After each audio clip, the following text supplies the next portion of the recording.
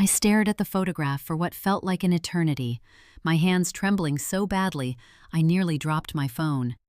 There she was, Jennifer, my sister-in-law of 5 years, standing in front of a house I'd never seen before, holding a baby that couldn't have been more than 6 months old.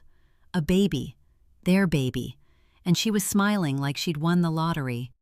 The timestamp on the photo was from 3 days ago. I sat down on the edge of our bed, trying to breathe. Michael was downstairs making breakfast.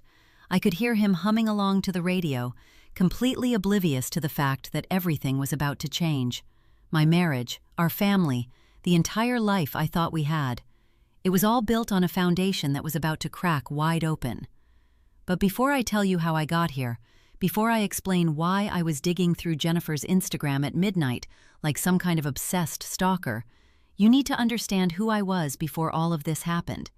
You need to know the girl I was pretending to be. 3 years earlier, I was living in a cramped studio apartment in downtown Portland, working as a junior marketing consultant at a tech startup that paid me barely enough to cover rent and student loans. I had a sociology degree, a decent GPA, and absolutely no clue what I was doing with my life. My parents thought I was wasting my potential. My friends were all getting married or moving to New York for real jobs. I was stuck in a holding pattern, pretending everything was fine while slowly drowning in anxiety. Then I met Michael at a networking event. He was standing by the wine table looking uncomfortable in a 3-piece suit, and I immediately knew he didn't want to be there either. We spent 2 hours talking in the corner, and by the end of the night, I felt like I'd known him forever. He was kind, ambitious, funny in that dry way that made you feel special for understanding his jokes. He worked in finance, made good money, came from a solid family in the suburbs. Within 6 months, we were living together. Within a year, he proposed with his grandmother's diamond ring at the Oregon coast. My parents were thrilled. My mom cried at the engagement party. For the first time in my adult life, I felt like I was doing something right. I was marrying into stability. I was becoming the kind of woman who had her life figured out. Michael's family was everything mine wasn't: organized, financially secure, emotionally controlled. His mother, Karen, ran their household like she was managing a Fortune 500 company. Every Sunday dinner was planned down to the minute. Every holiday had a schedule. His father, Richard, was a retired business executive who spent his time golfing and talking about the stock market. And then there was Jennifer, Michael's older sister by 2 years. Jennifer was the golden child. She'd gone to an Ivy League school, worked in corporate law, married a surgeon named David, and lived in a sprawling Tudor-style home in the West Hills with a 6-figure mortgage and a golden retriever named Duke. She had everything: the career, the husband, the perfect life. When she walked into a room, people noticed. She was tall, blonde, confident in a way that made ordinary women like me feel invisible. I remember the first time I met her. It was at Michael's parents' house for a Sunday dinner, and I'd spent 3 hours getting ready. New dress, professional makeup, my hair in perfect waves. I wanted her to like me. I wanted her to think I was good enough for her brother. "So, you work in marketing?" Jennifer asked, her voice dripping with polite disinterest as she cut into her steak. "Junior marketing consultant, yes," I said, trying to sound more impressive than I felt. "I'm working on some really interesting digital strategy projects." She nodded, took a sip of wine, and turned to her mother. "Mom, did you hear back from the HOA about the pool renovation?" I wasn't worth her time. I understood that immediately. I was beneath her, and instead of resenting her for it, I became obsessed with proving myself worthy of her respect. So I played a role. I dressed differently when I knew she'd be around. I started reading the Wall Street Journal and Financial Times. I made sure to mention our new house in the suburbs, a beautiful 3-bedroom colonial that Michael had helped me pick out. I joined the country club. I got highlights. I started shopping at the same boutiques she shopped at. I became the kind of woman Jennifer might actually notice. Michael noticed the changes, of course. He loved them. "You look beautiful today," he'd say, kissing me before work. "You seem so much more confident," his mother told me at a charity luncheon. But it was Jennifer's approval I was chasing. I wanted her to see me as an equal. I wanted her to respect me. I wanted her to want to be my friend. And then, about 6 months ago, she actually called me, just picked up the phone and asked if I wanted to get lunch. I remember my heart racing as I said yes, trying to play it cool when I felt anything but. We met at this upscale bistro downtown, the kind of place where everyone knew Jennifer by name. The hostess greeted her like an old friend. We were seated at a corner table with a view of the river. Jennifer ordered a salad without dressing and sparkling water. I ordered the same, even though I was starving. "I wanted to talk to you about something," she said, stirring her water with a tiny straw. "And I need you to promise not to tell Michael." My stomach dropped. This was it. This was the moment where she would finally let me in, share something real with me. I nodded, leaning forward. "I'm thinking about leaving David," she said quietly. I didn't know what to say. Jennifer and David seemed perfect together. They did everything right. Perfect vacations, perfect holidays, perfect social media presence. "Why?" I asked carefully. "He's been distant for years," she said, looking down at her salad. "We haven't really been close since before Duke was born, and I don't know. I'm tired of pretending. I'm tired of the act."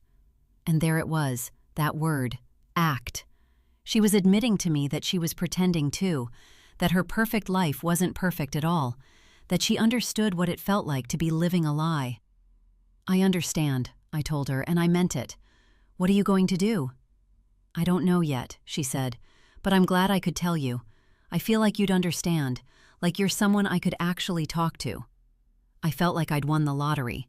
Jennifer wanted me as a confidant. We spent the next hour talking about her marriage, her doubts, her fears. She told me things I was sure she'd never told anyone else. She laughed at my jokes. She asked me real questions about my life. She treated me like an equal. When we left the restaurant, she hugged me. A real hug, not a polite air kiss. She squeezed me tight and whispered, "Thank you for listening. I really needed that." That night, I told Michael about lunch, leaving out the part about her wanting to leave David. Michael seemed relieved that Jennifer and I were finally bonding. "She can be cold sometimes," he said, pulling me close in bed, "but I'm glad you're getting to know her. I've always wanted you two to be close." Over the next few months, Jennifer and I became actual friends. We'd text during the day, funny things we'd seen, restaurant recommendations, complaints about our lives. She'd call me crying after fights with David. I'd send her articles about marriage counseling. We'd meet for lunch or coffee, and each time I felt like the connection deepened. I stopped trying so hard. I stopped buying things to impress her. I actually started being myself around her, the real me, not the performance version, and she seemed to like that version better. Then came that Saturday in October when everything changed. Michael had gone to a golf tournament with his father, leaving me alone for the day. I was scrolling through Instagram while making coffee, mindlessly liking photos from people I barely knew, when I came across Jennifer's profile. She'd posted a new photo just an hour earlier, a selfie from what looked like a hotel room, her hair messed up, her makeup smudged, and she was smiling. Actually smiling. Really smiling. The kind of smile that comes from genuine happiness. The caption was, "Sometimes you have to choose yourself. Day 3 of my new life." I clicked on it, my coffee forgotten. The photo had 47 comments already, mostly from her law school friends asking what was happening, what she meant. She hadn't responded to any of them. But there was something in that photo that made my chest tight. She looked different, lighter, free. I texted her immediately. "Hey, are you okay? That post is cryptic." She didn't respond for 3 hours. When she finally did, it was a simple, "Can we talk?" We met at a coffee shop near her office. When she walked in, I barely recognized her. She was wearing jeans and a sweater with no makeup. Her hair was pulled back in a messy bun. She looked like a different person, a younger person, happier. "I left David," she said before I'd even sat down. "I moved out last week. I'm staying at a hotel in the Pearl District right now, but I'm looking at apartments." I was shocked, but not surprised. She'd been building to this for months. What shocked me was what came next. "I've met someone," she said, her eyes shining. "His name is Marcus. God, this is going to sound crazy, but he's a yoga instructor. He lives in a tiny apartment and drives a car from 2005, and he's the happiest person I've ever met. He makes me laugh. He listens to me. He doesn't care about my job or my house or any of the things David cares about." She pulled out her phone and showed me a photo. Marcus was handsome in a casual, unconventional way. Brown skin, long locks, warm smile. He looked nothing like the kind of man Jennifer would normally date. "We met 2 months ago," she continued, "at a yoga class I started taking. I know it's fast, I know it's crazy, but I've never felt like this before. I'm actually happy, Ashley, like genuinely happy for the first time in 10 years. I was trying to process this. Jennifer, who had always been so controlled, so focused on appearances and status, was throwing it all away for a yoga instructor. It didn't compute. "Does David know?" I asked carefully. "Not yet," she said, "but I'm going to tell him this weekend. I've already talked to a divorce attorney. It's going to be messy, but I don't care anymore. I'd rather be poor and happy than rich and miserable." I reached across the table and squeezed her hand. "I'm happy for you," I said, and I meant it. "You deserve to be happy." But that night, when Michael came home from his golf tournament, I made a decision. Jennifer had told me this in confidence. She'd trusted me with something huge, something that would change her entire life and her family's dynamic. I wasn't going to tell Michael, not yet. Not until Jennifer told her parents herself. I owed her that loyalty. What I didn't know, what I couldn't have possibly known, was that this secret was going to become the wedge that would drive between Michael and me. And what I really didn't know was that Jennifer's story, the one she'd told me about choosing happiness over status, wasn't the whole truth. Not even close. The truth came out 3 weeks later, and it came out the way most devastating truths do, accidentally, through a crack in someone's carefully constructed lie. Michael was in the shower when his phone buzzed on the nightstand. I wasn't snooping. I wasn't trying to invade his privacy. I was simply setting it on the dresser so it wouldn't fall into the toilet, and the screen lit up with a text notification. One message from Jennifer that read, "Mom and Dad know. David's lawyer is calling mine. We need to talk about the story we're telling people." The story we're telling people. I read it 3 times, my brain refusing to process those words. Story, we're telling, people, Jennifer and Michael, a story, together. I sat down on the edge of the bed, my legs suddenly unable to support my weight. The phone screen went dark. I turned it back on and read the message again, hoping the words would rearrange themselves into something that made sense. They didn't. When Michael came out of the shower, I was still sitting there, his phone in my lap. The color drained from his face the moment he saw it. "Ashley," he said, and his voice was different, smaller. "That's not what it looks like." "Then what does it look like?" I asked quietly, because what I'm reading is my husband and my sister-in-law coordinating lies. He sat down next to me, leaving enough space between us that we weren't quite touching. "Jennifer called me 2 weeks ago," he said slowly. "She was upset. She told me about Marcus, about leaving David, and she asked me not to tell you yet because she wanted to tell you herself. But then she realized that when David found out, he was going to tell our parents a version of events that made her look like the bad guy. She asked me to help her prepare a story that would make her actions seem more justified." I stared at him. "A story? You mean a lie?" "A version of the truth," he said, and I wanted to hit him. "Ashley, Jennifer was in a bad place. She needed support." "So you lied to me.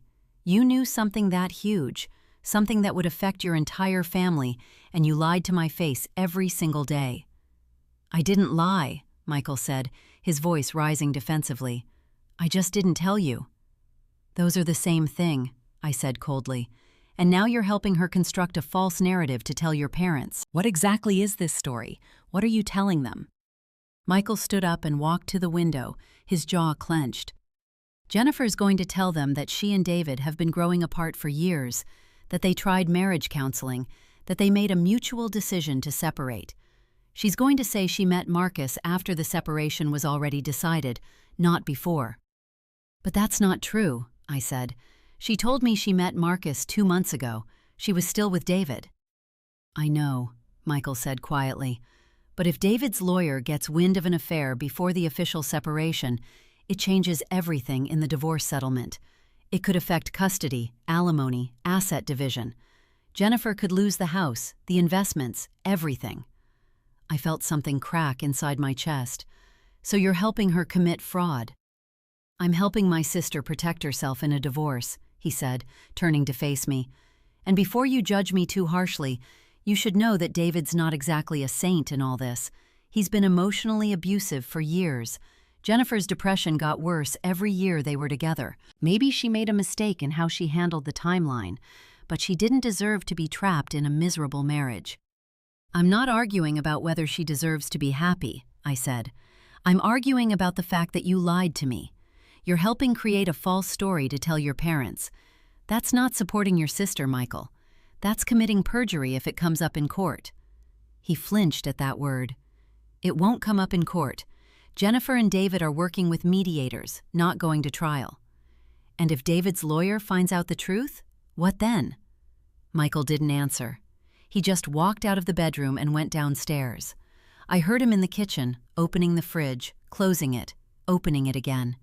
The sound of a man trying to figure out how to fix something that couldn't be fixed. I didn't follow him. Instead, I sat in our bedroom and did something I hadn't done before. I went back through the text messages between Michael and Jennifer. Not to snoop, but because I suddenly realized I didn't know my husband at all. The messages went back months, not just about the divorce. They were talking about me. Ashley seems stressed lately, Jennifer had written 3 months ago. She's been anxious about money, Michael had replied. I'm trying to help her feel more secure. Maybe she should talk to someone, a therapist. She's always trying so hard to impress people. It's exhausting to watch. I know, I've suggested it. She has this thing where she needs to feel like she's accomplishing something all the time. I felt my stomach twist. They were analyzing me, diagnosing me, discussing my character flaws like I was a patient they were consulting about. There were more messages. Jennifer asking about my family background, my insecurities, my financial anxiety. Michael answering in detail. They were building a profile of me, and I didn't understand why. Then I found the message that made me understand everything. Do you think she'll figure it out? Jennifer had asked 2 weeks ago. Not unless you tell her, Michael had responded. And you're not going to do that, right? Figure what out? Tell her what? I called Jennifer. My hands were shaking so badly I could barely hold the phone to my ear. Ashley, she said when she picked up. Hi, I was just thinking about you. Don't, I said. Don't pretend we're friends. What is Michael talking about? What am I not supposed to figure out? There was a long silence. Jennifer, answer me. I think you should talk to Michael, she said finally. I'm talking to you, right now. What is going on? Another silence, then, there is no Marcus. The world went quiet. What? There is no Marcus, she repeated. There's no yoga instructor. I made him up. I couldn't breathe. I couldn't think. Why would you do that? Because David and I are trying to work things out, Jennifer said, and her voice sounded tired. But our marriage is dysfunctional, and I want it out without losing everything in the settlement. So I created a reason. I created Marcus. I told you about him. I knew you'd tell Michael, and I knew Michael would tell our parents. I needed witnesses who could testify that I'd been unhappy, that I'd met someone else, that David had been neglecting me. You're using me, I whispered. Yes, Jennifer said simply. I'm using you as a character witness in my divorce case. David's lawyer is aggressive, and I needed to establish a pattern of infidelity and emotional neglect. You were perfect for that, because you're not family, so your testimony would carry more weight. I hung up on her. I threw my phone across the room, and it landed on the carpet and didn't break, which felt like a cosmic injustice. I wanted something to break. I wanted the world to break along with me. Michael found me 20 minutes later, still sitting on the bedroom floor. He knew what had happened. He sat down across from me, and for the first time in our entire marriage, I saw him clearly. I saw a man who had chosen his sister's lies over my trust. A man who had discussed my insecurities with another woman. A man who had made me complicit in a fraud without my consent. Get out, I said quietly. Ashley, let me explain. Get out of this room. Get out of this house. I don't care where you go, but I can't look at you right now. He left. I heard him pack a bag and leave. I didn't watch him go. The next morning, I called a lawyer. Her name was Sarah Chen, and she came highly recommended from a friend at the country club. She listened to my story with her pen poised over a notepad, her expression neutral. When I finished, she set her pen down and looked at me directly. Do you have proof? Text messages, emails, anything in writing? I have my phone records. Text messages from Michael to Jennifer discussing the fake affair. Messages from Jennifer to Michael asking me questions about myself. That's excellent, Sarah said. Here's what we're going to do. Over the next 3 weeks, Sarah and I built a case. We documented every conversation, every message, every piece of evidence that showed Michael and Jennifer's collusion. We reached out to David's divorce attorney and offered to provide testimony about Jennifer's fabricated affair. We filed a statement with the court about the coordinated deception. I didn't expect what happened next. David's attorney moved aggressively. Jennifer's lies unraveled in front of a judge. David, who had apparently been working with his own attorney to document Jennifer's infidelity claims, presented evidence that directly contradicted her narrative. The judge looked at the evidence with barely concealed contempt. "Ms. Jennifer," the judge said from the bench, "you've committed perjury in your sworn statements to this court. You've attempted to defraud your husband in the asset division based on a false narrative of infidelity. Do you have anything to say?" Jennifer sat in that courtroom, her perfect composure finally shattered, and said nothing. The settlement went in David's favor. Jennifer lost the house. She lost her access to his retirement accounts. She lost custody of Duke, the golden retriever, because David was able to prove she'd been emotionally unstable and unreliable. She got the apartment in the Pearl District and 40% of their liquid assets. That was it.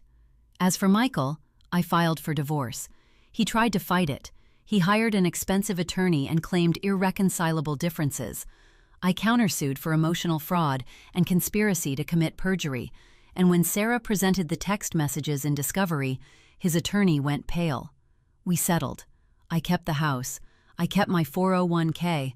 I got $200,000 in spousal support. Michael got his car and his dignity, which was apparently all he valued anyway. The settlement agreement included a clause that Michael pay for my therapy for the next 2 years. I thought that was poetic. 6 months after the divorce was finalized, I ran into Karen, Michael's mother, at the grocery store. She was reaching for the same box of tea I was, and when she realized it was me, she actually smiled. A real smile, not the polite one she used to give me. "Ashley," she said, "I'm so glad I ran into you. I want you to know that I'm sorry, truly sorry. Michael told us everything, and we've cut off contact with Jennifer. What she did was unforgivable."